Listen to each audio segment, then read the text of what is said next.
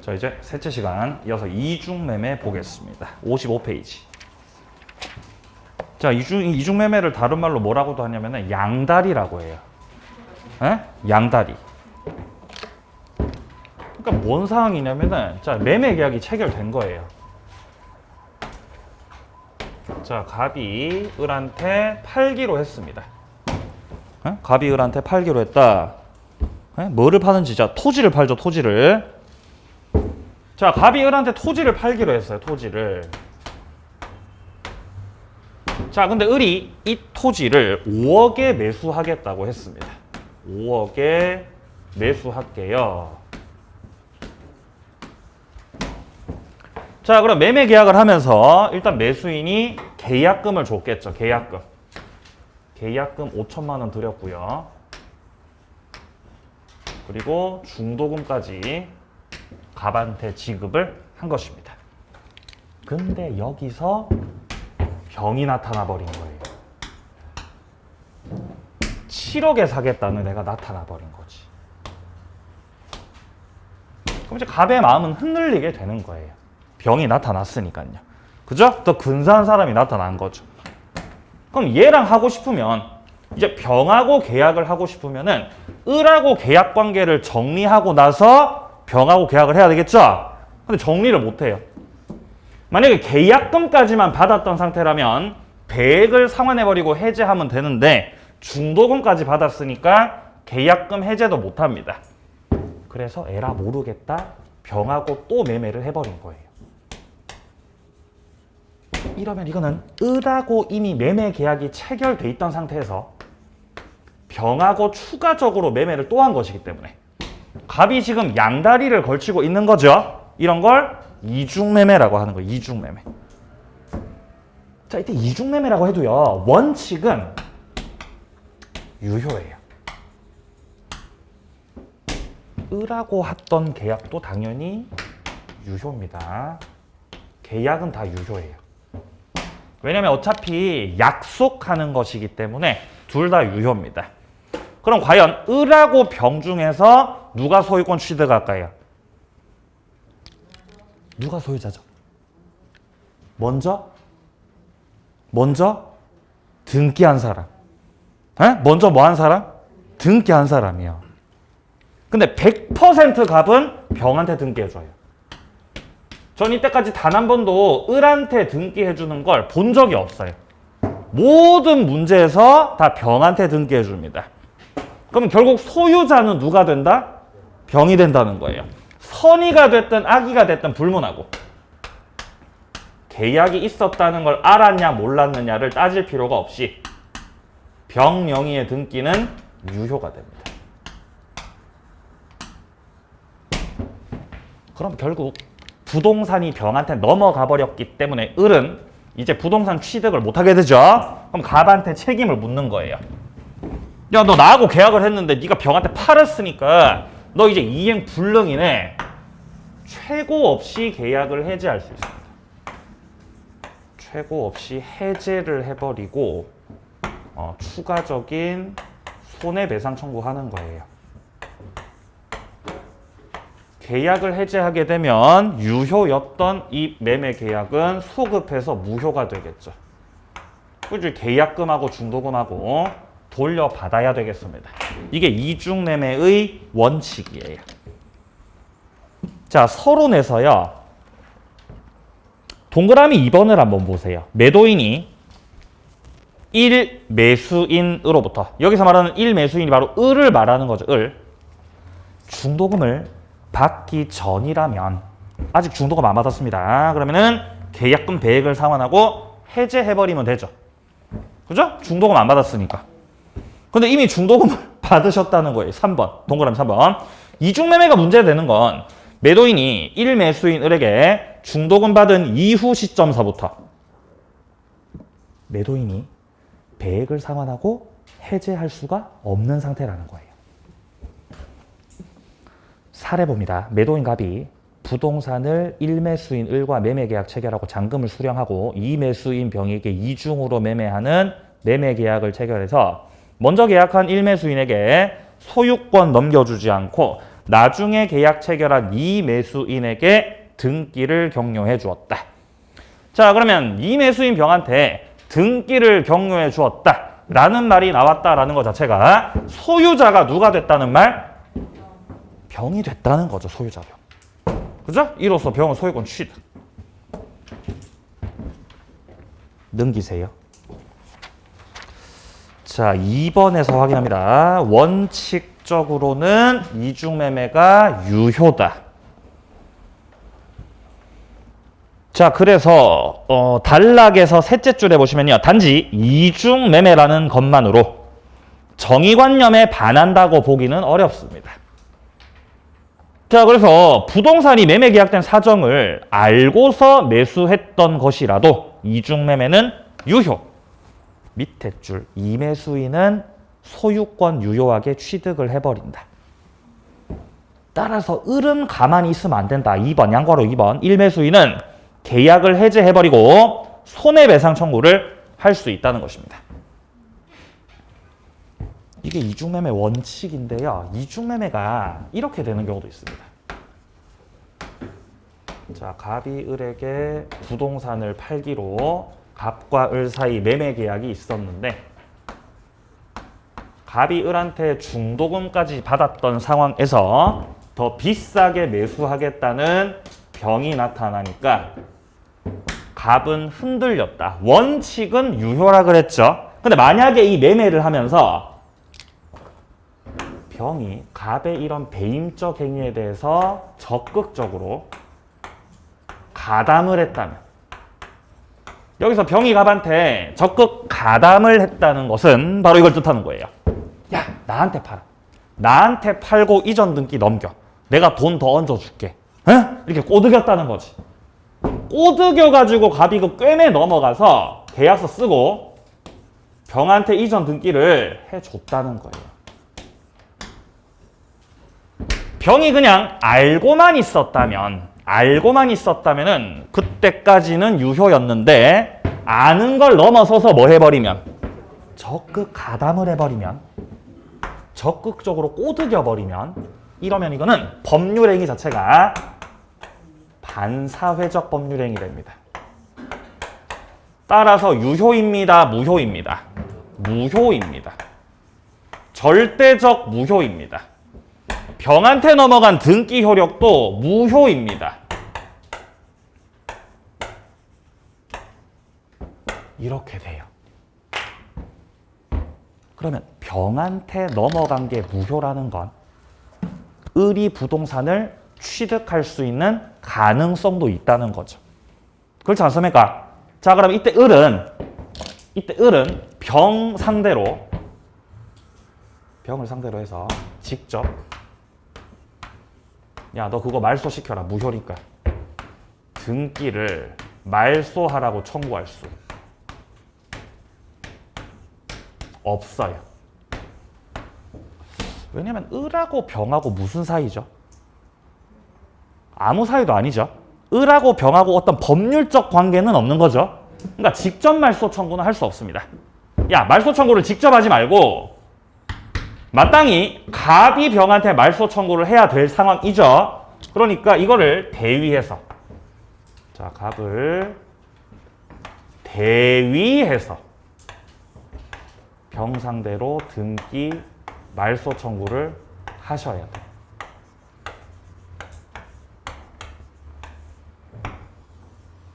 말소 청구를 갑이 빨리 병한테 해야 되는데, 저 등기를 빨리 없애버려야 되는데 갑이 빨리 말소시켜요? 계속 이렇게 닌기적거려요? 닌기적거린다고요. 그러니까 을이 이걸 어떻게 해줘야 돼요?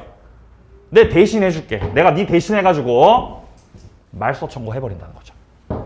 그럼 이게 말소가 되는 거죠. 이게 말소가 되면 누구한테 명의가 돌아가게 돼요? 누구한테 명의가 돌아간다? 갑한테 돌아가는 거예요. 그죠? 그럼 이제 을이 갑한테 이전 등기 청구해서 부동산 취득할 수 있는 거예요. 말소 후 이전 등기 청구를 한다는 겁니다. 직접은 안 돼요, 말소 청구를. 자, 그리고 추가적으로 을이 병 상대로 직접 손해배상 청구를 하겠다. 할 수 있습니다. 할 수 있다. 주의하셔야 돼요. 아니 병하고 아무 사이도 아니라면서요. 아 근데 병이 적극 가담했다는 건 병이 불법을 한 거고 불법을 저지른 것이고 그 불법으로 인해서 을한테 손해가 생겼어 안 생겼어? 손해가 생겼어. 병이 저지른 불법과 을의 손해 사이에는 인과관계가 인정된다는 겁니다. 그러니까 손해배상 청구할 수 있다. 한 가지 더. 을은 금전 채권자는 아니기 때문에 이 채권자 취소권이라고 하는 거 이거는 행사할 수 없다. 이건 조금 뒤에 가서 설명드릴게요. 자세하게. 자, 그리고 병이 넘겨받았던 명의를 다른 사람한테 또 넘겼다면 딴 사람한테 또 넘겼고 이자가 선의의 제3자라면은 그런 사정 모르는 선의 제3자 과연 유효하게 소유권 취득을 할 수 있느냐? 자, 취득을 하실 수가 전혀 없습니다. 계속 무효입니다. 선의 제3자가 보호받지 못하는 이 반사회적 법률행위는 절대적 무효, 상대적 무효. 절대적 무효거든. 절대적 무효이기 때문에 계속 무효예요.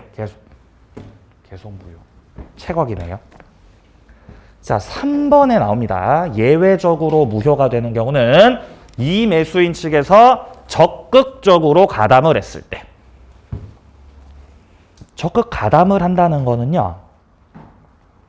양괄호 1번 단락에서 셋째 줄 보세요. 매매가 무효로 되기 위해서는 이중 매매 사실을 알고 있는 것만으로는 부족하다. 알고 있는 걸 넘어서서 적극 가담을 해야 되는데 이거는 타인과의 매매 사실을 알면서 매도를 요청, 권유, 기망하는 정도에 이르러야 한다는 것입니다.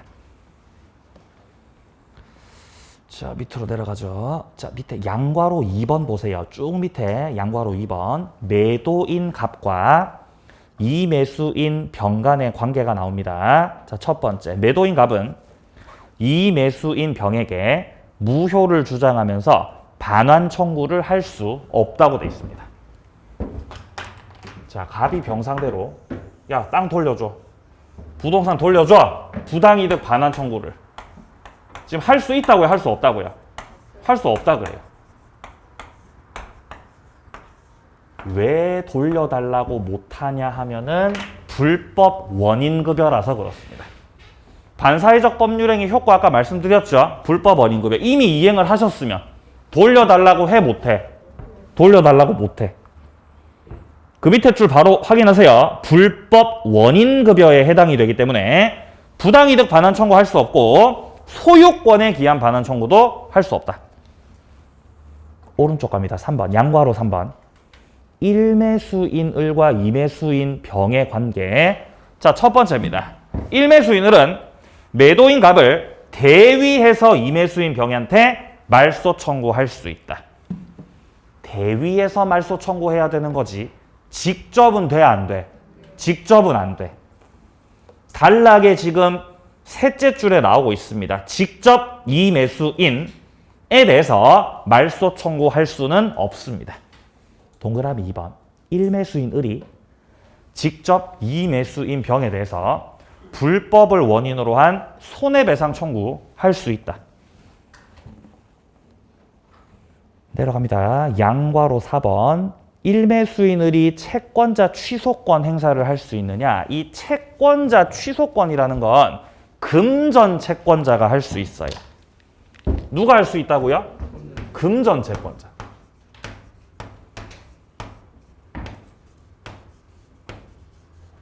금전 채권자라는 건 돈 빌려준 사람 말하는 거예요. 돈 빌려준 채권자. 근데 을은 돈을 빌려준 채권자가 아니라 매매 계약을 한 계약상 채권자에 불과한 거죠. 채권자 취소권 행사 못한다는 겁니다. 양괄호 5번. 이중매매가 무효일 때 이것은 절대적 무효이다. 따라서 이매수인 병으로부터 전득한 자. 전득한 자 이자는 정 말하는 거죠. 정. 자, 이 정은 설마 이중매매가 무효임을 모른 상태, 즉 선이라고 해도 유효를 주장할 수 없고 소유권 취득을 할 수가 없어요. 그 이유는 뭐라고요? 절대적 무효라서. 절대 무효라서. 여기까지가 이중매매였습니다. 자, 이중매매 원칙과 예외로 나눠서 잘 정리해 주세요. 원칙은 유효라 그랬습니다. 원칙은 유효다, 유효. 소유자가 병이 돼버렸고 을은 해제, 손배 청구할 수 있다. 근데 예외적으로 무효가 되는 건 병이 뭐 했을 때? 적극가담 했을 때. 그때 무효가 돼버리는 것이다. 딱 나눠서 정리해 두시기 바랍니다. 자, 이제 법률행위 마지막 파트 갑니다. 59페이지입니다. 자, 59페이지로 와보시면 이제 마지막 5번 법률행위 해석이 나오고 있습니다. 자, 뒤로 넘겨서 바로 60페이지 와보시면은 2번 해석 방법이 나오죠. 자, 법률행위를 해석하는 방법.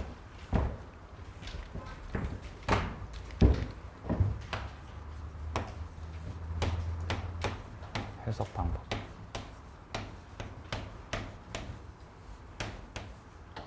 자, 해석 방법에는요, 첫 번째 자연적 해석이 있고요.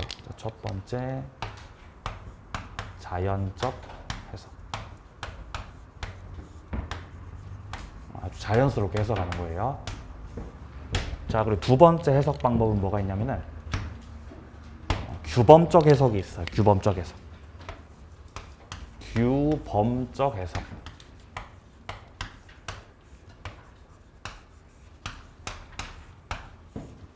세 번째로는 보충적 해석이 있어요. 하나도 안 중요해요. 보충적 해석. 왜 쓰냐? 쓰면 있어 보일 것 같아서 일단 쓰는 거예요. 자, 보충적 해석. 이렇게 해석 방법이 세 가지예요. 세 가지. 일단 자연적 해석을 한다는 거는요. 기본적으로 어떤 내심의 의사. 내심의 의사를 기준으로. 그러니까 생각대로 해석하는 거예요. 생각대로. 생각대로. 네. 그 오토바이에 생각대로라고 돼 있던데. 못 보셨어요? 배달하시는 분들.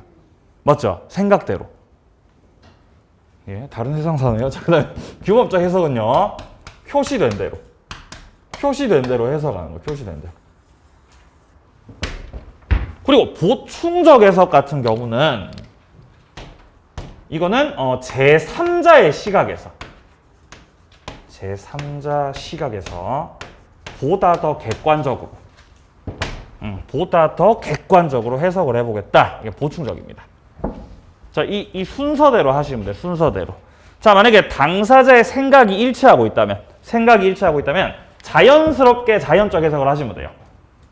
야, 근데 자연적 해석을 해도 해결이 안 돼. 그러면은 규범적 해석을 하고, 규범적 해석도 불가능하다면은 결국에는 보충적 해석을 할 수밖에 없다는 것입니다.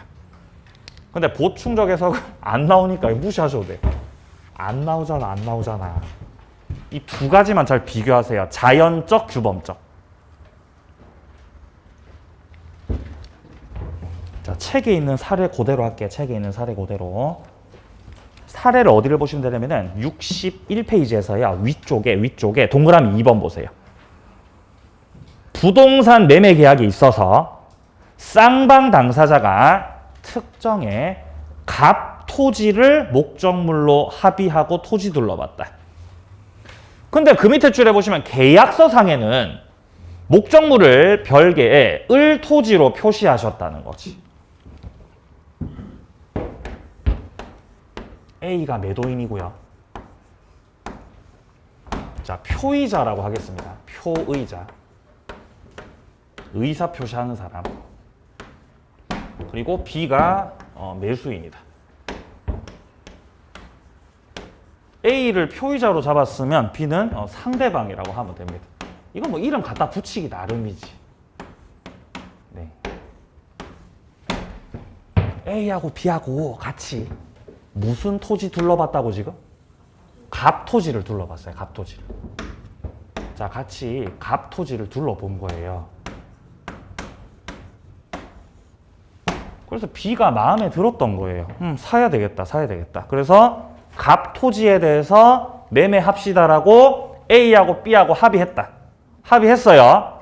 그럼 이제 토지 둘러보고 이제 사무소 돌아와가지고 계약서 작성해야죠. 계약서 작성하신 거예요. 근데 계약서에 뭐라고 썼다는 거예요? 다른 토지 썼다는 거예요. 아, 그럴 수 있어요. 사람이 이 숫자를 지번을 써야 되지 않습니까? 지금 보시면 갑토지가 969에 36번지죠. 자, 근데 지금 보시면 을토지 같은 경우는 969에 63번지거든. 까꿀로 쓰셨네요. 예. 이럴 수 있죠. 네네. 그럼 이때 계약서에다가 을토지라고 썼는데 이러면 이제 A하고 B 사이의 계약은 갑토지에 대해서 성립한 거냐 아니면 을토지에 대해서 성립한 거냐가 이제 문제가 될 수가 있는 거예요. 뭐에 대해서 성립할까요?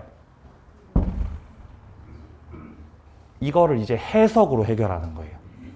일단 첫 번째는 무슨 해석을 한다고? 자연적 해석한다고. 이거 한다고 이거.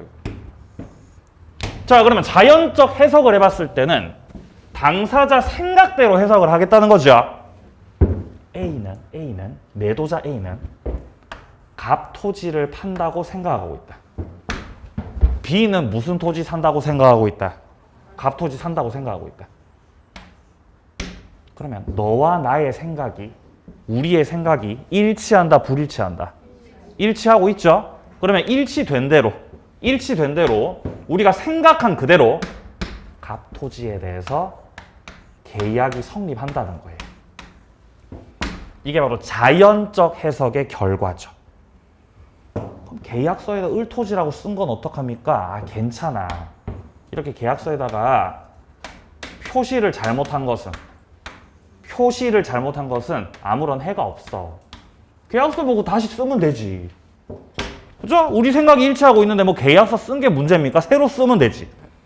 그죠? 아니 화이트로 지우면 되잖아. 새로 쓰면 되잖아. 그죠? 무슨 해석? 자연적 해석. 근데 이럴 수 있어요. A는 갑토지를 판다고 생각하는데 얘는 다른 생각할 수 있어요. 을토지 산다 이렇게 생각할 수 있어요. 이러면 너와 나의 생각이 다르니까 자연적 해석이 불가합니다. 이때는 무슨 해석한다? 규범적 해석. 이게 원칙이에요, 사실은. 규범적 해석이 원칙이지. 현실에서는 규범적 해석을 하지. 그러니까 우리가 계약서를 주로 작성하고 그 계약서상 내용대로 우리가 효과를 주장하잖아요. 그렇지 않나요? 예. 아니 나는 갑토지 팔라고 했는데 이 양반은 나는 을토지야 싸운다고요. 그럼 계약서 봐라. 이 양반은 계약서에 뭐라고 돼 있는지 보라고. 그죠? 이대로 계약은 성립한다. 이것은 무슨 해석의 결과다? 아, 규범적 해석의 결과라는 거예요. 다릅니다. 자, 책 보겠습니다. 먼저 자연적 해석부터 확인합니다. 파랑 색깔 1번 60페이지입니다. 60페이지 파랑 색깔 1번 자연적 해석. 자, 진위 탐구입니다. 표의자 입장에서 표시된 문자 언어 구속되지 않고 진위를 밝히는 것이다. 생각대로 해석을 하는 것이다. 자, 내려갑니다. 양괄호 3번. 오표시 무해 원칙. 잘못된 표시는 해가 되지 않는다라는 로마법서부터 인정돼 왔던 것이고요. 자, 기억 보세요. 자, 예컨대 매도자와 매수자가 그림값 96만 원에 합의했습니다. 근데 잘못해서 69만 원으로 표시했다는 거죠. 괜찮아요. 우리는 96만 원에 합의했거든. 따라서 계약은 69만 원의 성립, 96만 원의 성립. 96만 원의 성립. 니은 이와 구별할 것으로 갑은 96만 원에 팔랐고 의사를 가졌는데 실수로 69만 원에 표시했고 을이 이걸 보고 69만 원에 산다고 승낙을 했다. 그러면 갑의 생각은 얼마였죠? 96만 원. 갑의 생각은. 그러면 을의 생각은 얼마였어요? 69만 원이거든요. 이러면 자연적 해석을 못하는 거예요. 너와 나의 생각이 다르거든요. 이러면 무슨 해석해야 돼? 규범적 해석해야 되는 거예요. 따라서 두 사람 간에 96만 원으로 합의된 바가 없기 때문에 표시된 가격인 69만 원에 성립하게 된다. 이때는 다만 착오라고 하는 걸 주장할 수 있을 뿐입니다. 착오. 취소를 할 수 있어요. 이거는 의사표시 파트 가서 또 볼 거예요. 오른쪽 갑니다. 동그라미 2번. 부동산 매매 계약에 있어서 쌍방 당사자가 모두 특정의 갑 토지를 계약 목적물로 합의했습니다. 자, 여기서 일단 합의했다라는 표현이 나온 것 자체가 계약이 성립했다는 거나 마찬가지입니다. 항상 문장 보면서 합의를 했다, 합의했다, 뭐 계약이 체결됐다, 뭐 우리의 의사가 합치가 됐다, 합치, 계약이 성립됐다, 이 다 같은 말입니다. 다 같은 말이에요. 계약이 됐다는 뜻이에요. 네? 동일합니다. 동일. 같은 말, 같은 말. 그러니까 문장에서 합의됐다라는 말이 나왔다는 것 자체가 계약이 성립됐다는 거, 성립 안 됐다는 거. 성립됐다는 거예요. 무슨 토지에 대해서? 갑토지에 대해서. 자, 셋째 줄. 계약서상 을 토지로 표시했고, 등기까지 했어요. 이 바보. 갑 토지에 대해서 합의했죠, 그죠 지금? 자, 갑 토지에 대해서 합의했어요. 근데 계약서에 뭐라고 썼고, 을 토지라고 썼고, 등기할 때도 이 바보. 등기 넘길 때 갑 토지 넘겼어, 을 토지 넘겼어? 을 토지 넘겼다는 겁니다. 이런 등기를 뭐라고 하냐면요, 원인 무효 등기라 그래요.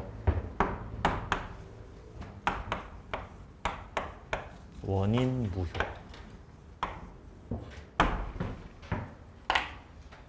A하고 B는 갑 토지에 대해서 합의했기 때문에 등기도 갑 토지에 대해서 해야 맞아요. 을 토지는 합의했어, 합의 안 했어? 합의 안 했잖아. 원인도 없는데 뜬금없이 등기됐다, 이 뜻이에요. 무효라는 겁니다. 무효. 무효예요, 이 등기는. 자, 기억부터 봅니다. 진위가 공통이라면 갑토지 계약 성립한다. 이게 바로 자연적 해석이겠죠. 니은 을 토지는 계약이 체결된 걸로 봐서는 안 될 것이고, 만일 을 토지에 관해서 매매 계약을 원인으로 매수인 명의로 등기가 격려됐다면은 이거는 원인 없이 격려된 것이어서 무효다. 따라서 B는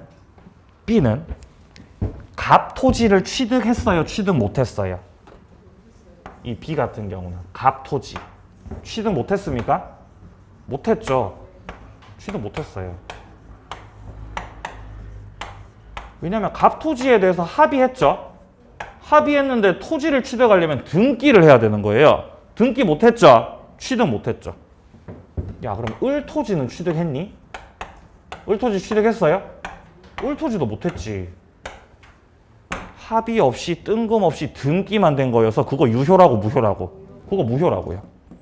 그럼 여기서 만약에 B가 다른 사람한테 이 등기를 그대로 넘기면 이것도 유효다, 무효다? 이것도 무효입니다. 무효를 넘겨받으면 계속 무효예요.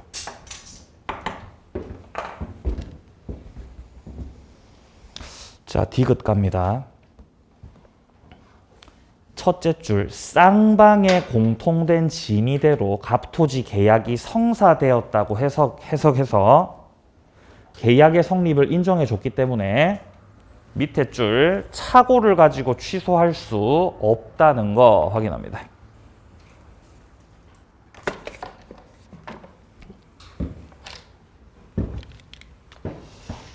지금은 자연적 해석을 했습니다. 지문에서.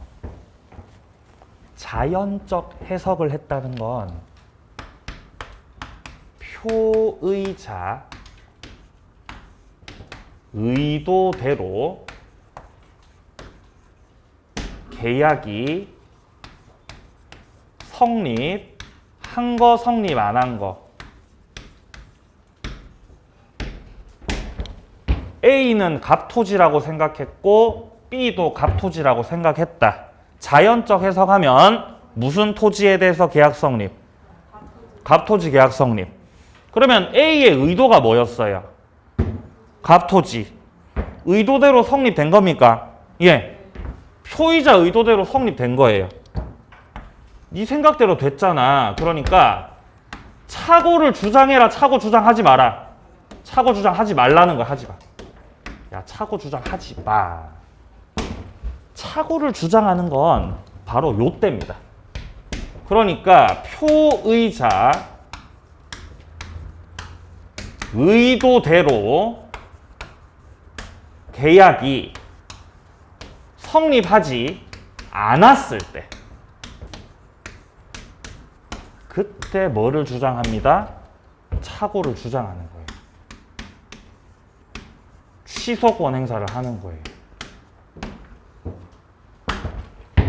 만약에 A는 갑토지라고 생각했는데 B는 을토지라고 생각하고 있다면 이때는 자연적 해석 못한다 그랬잖아요. 이러면 무슨 해석을 해야 된다고? 규범적 해석.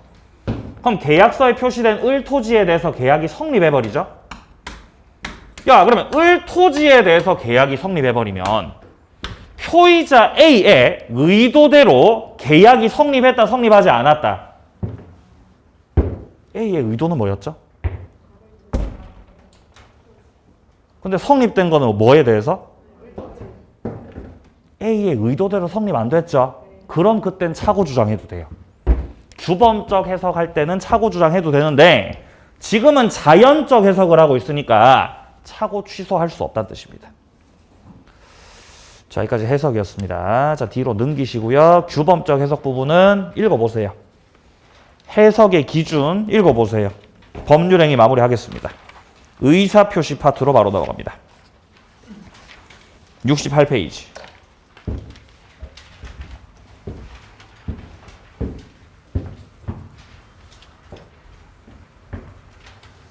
자, 지금까지 2시간 동안 한 건 법률행위 목적들이었습니다. 목적들. 확정, 가능, 적법, 타당. 그 중에서 타당 부분을 아주 자세하게 본 거예요. 출제 논점 순으로. 자, 이제는 법률행위 목적을 지나서 의사표시로 온 겁니다. 의사표시. 법률행위의 필수 요소라 그랬습니다. 의사표시. 의사표시는 법률행위의 성립 요건이었어요. 그리고 그 의사표시가 유효가 되려면은 의사하고 표시하고 뭐가 돼야 된다고? 일치가 되고, 그리고 의사표시하는 데 있어서 하자가 없어야 된다 그랬습니다. 이렇게 됐을 때 그 의사표시가 유효인 거예요. 그렇게 됐을 때 그 의사표시가 정상적인 의사표시인 거예요. 정상적인.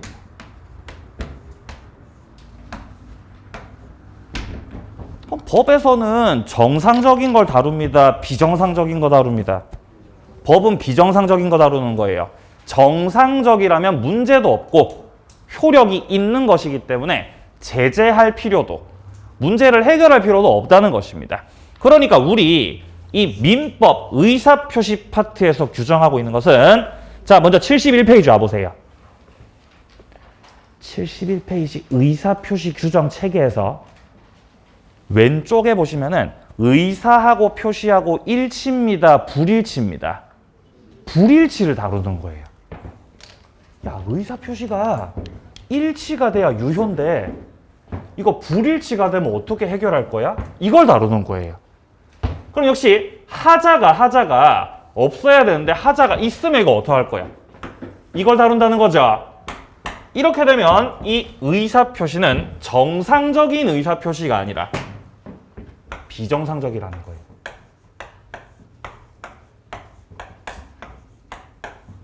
이걸 민법에서 규정해 놨다는 거예요. 첫 번째 파트 의사표시 불일치 파트에서는 그 의사표시의 불일치를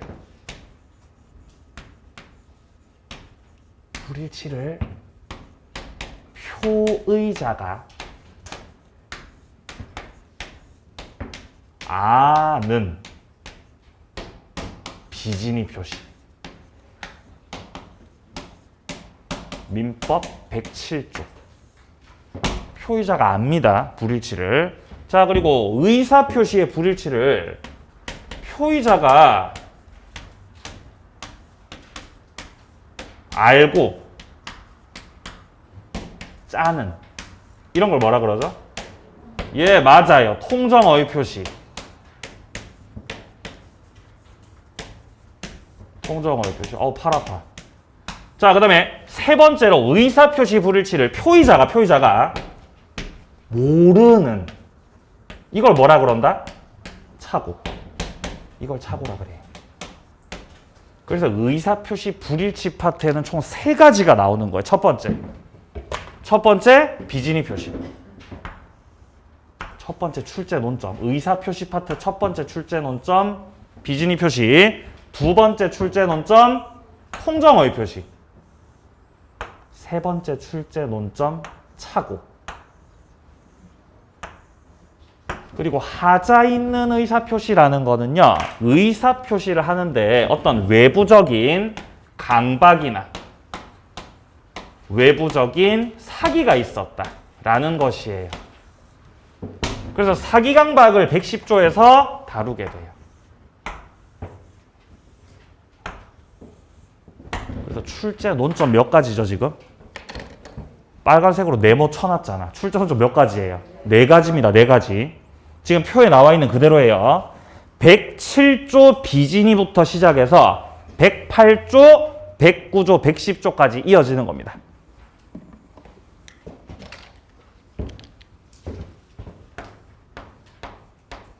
(107조부터) 시작해서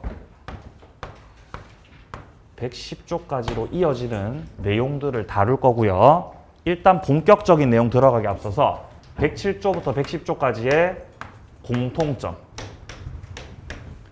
2가지를 말씀드리고 들어가겠습니다. 첫 번째 공통점.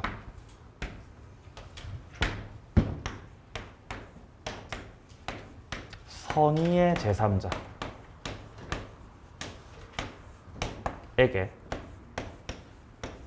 대항하지 못한다. 공통점이에요. 대항이란 단어가 나오면 뭘로 치환시키라고요? 주장하지 못한다. 즉, 이 비통착사강에서 나오는 제3자들은 선의일 경우에 보호받는다는 겁니다. 보호받는다. 두 번째 공통점. 공법의 행위. 공법 행위. 신분행위. 가족법상 행위를 신분행위라 그래요. 그리고 뭐 소송행위. 이런 것들에는 107조부터 110조까지가 아예 적용 자체가 안 돼 버려요. 이건 다 공통적이에요. 그러니까 이런 공통점들을 따로따로 파트마다 보려고 하지 말고 그냥 다 묶어서 공통적인 거 깔고 들어가자는 거죠. 그죠? 그래 양이 어떻게 돼요? 양이 줄는 거죠. 양이 줄죠. 71페이지 와보세요. 71페이지. 진이 아닌 의사표시 나오죠. 여기 107조 2항 확인하세요. 107조 2항. 전항의 무효는 선의 제3자에게 대항하지 못한다. 확인됩니까? 예, 이게 108조도 마찬가지예요. 가보세요. 108조. 자, 108조는 77페이지에 나옵니다. 허위 표시 108조 2항을 보시면요. 전항의 의사표시 무효는 선의 제3자에게 대항하지 못한다. 설마 차고도 그렇습니까? 예, 차고도 그래요. 83페이지. 83페이지 109조 와보시면요. 2항에서 전항의 의사표시 취소는 선의 제3자에게 대항하지 못한다. 사기 강박도요? 예, 사기 강박도요. 110조 가보세요. 자, 110조는 좀 많이 넘어가야 되네요. 92페이지. 92페이지 110조 3항에 보면 이렇게 나와요. 전 2항의 취소는 선의 제3자에게 대항하지 못한다. 다 공통적이죠. 선의 제3자가 보호받는다는 뜻. 보호받는다는 뜻. 요거는 이제 들어가면 나올 거예요. 자, 여기까지 의사표시 서론을 말씀드렸고요. 그러면 순서대로 비진의 표시부터 해서 좀 쉬었다가 이어서 보도록 하겠습니다.